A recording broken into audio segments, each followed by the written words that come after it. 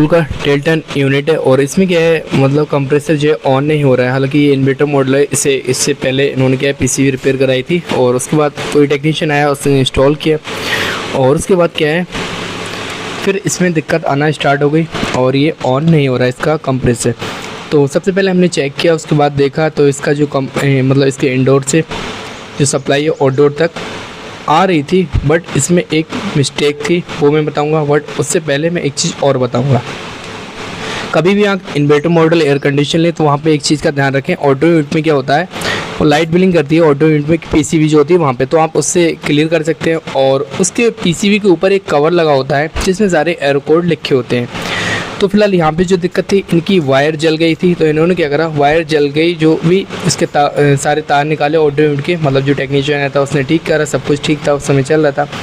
इन्होंने क्या किया वायर निकाल के और उसके बाद जो है टेपिंग वगैरह करके, मतलब जो कस्टमर है उन्होंने ही उसके बाद वायर जो है वहाँ पे अटैच कर दिए और उसके बाद जो है कंप्रेसर ऑन नहीं हो रहा है। मतलब जो इसका ऑटो यूनिट है वहाँ पे बार बार एरर कोड आ रहे हैं और लाइट बिलिंग कर रही है। तो यहाँ पर जो लाइट बिलिंग कर रही थी उसके बाद हमने इसका जो पीसीबी के ऊपर जो कवर रखा होता है वो देखा। फिर हम गए इंडोर के साइड नीचे, तो वहाँ पे हमने देखा इंडोर टू आउटडोर जो कम्युनिकेशन होता है, जो वायर होता है, क्योंकि जब वायर जल गई थी तो इन्होंने क्या किया, इन्होंने सारी आउटडोर यूनिट से वायर ओपन की थी और उसके बाद जो है सारे वायर आपस में अच्छे से टेपिंग करके उसके बाद इन्होंने दोबारा अटैच कर दिया। उसके बाद क्या हुआ, इसका कंप्रेसर ऑन नहीं हुआ, क्योंकि जब वायर जली थी बीच में से जॉइंट था, जॉइंट के चक्कर में वहाँ पे जब मतलब पानी वगैरह पड़ा, बारिश हुई, इसके बाद जो है वहाँ से स्पार्किंग और जो वायर हैं वो अच्छे से मतलब टेपिंग नहीं थी उस समय और वो जल गई, या फिर उसके अंदर पानी पहुँचा है तब ये दिक्कत आई है।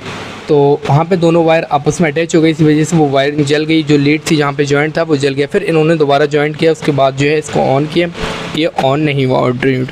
हमने आके देखा, इसको चेक किया, उसके बाद देखा तो हमें एयर कोड नज़र आया और जो था आपके मतलब कम्युनिकेशन वायर का, उसी की वजह से इनने जो वायरिंग की थी, मतलब कस्टमर जो वायरिंग की थी वो वायरिंग डिफरेंट थी, इंडोर में डिफरेंट थी। तो उसके बाद हमने देखा कि इंडोर के वायर देखे, आउटडोर के वायर देखे, उसके बाद जो वायरिंग थी वायरिंग डिफरेंट थी। उसके बाद हमने क्या किया, आउटडोर की जो वायरिंग है उसकी हमने आउटडोर की वायरिंग चेंज करके इंडोर की जो सेम थी वही हमने आउटडोर की कर दी। और आप जो है पीसीबी के ऊपर जो कवर होता है उससे आप एरर कोड देख सकते हैं। तो हमने जो है इंडोर की प्लस आउटडोर यूनिट की वायरिंग सेम करके उसके बाद इसको ऑन किया तो वो ऑन हो गया, फिर कोई दिक्कत नहीं आई। तो कस्टमर ने जो किया था अपने आप ही मतलब वायरिंग कर दी, इसी वजह से ये दिक्कत आ रही थी। तो कभी भी आप कस्टमर जो भी हैं अपने आप काम ना करें, वरना बहुत नुकसान हो सकता है, पीसीबी ख़राब हो सकती है, ऐसा नहीं। तो इस चीज़ का आपको ध्यान रखना है। बाकी यहाँ पे जो एरर कोड थे वो इसके मैंने ऑडियो में आते हैं, वहाँ देख सकते हैं। वीडियो पसंद है वीडियो को लाइक कर देना है।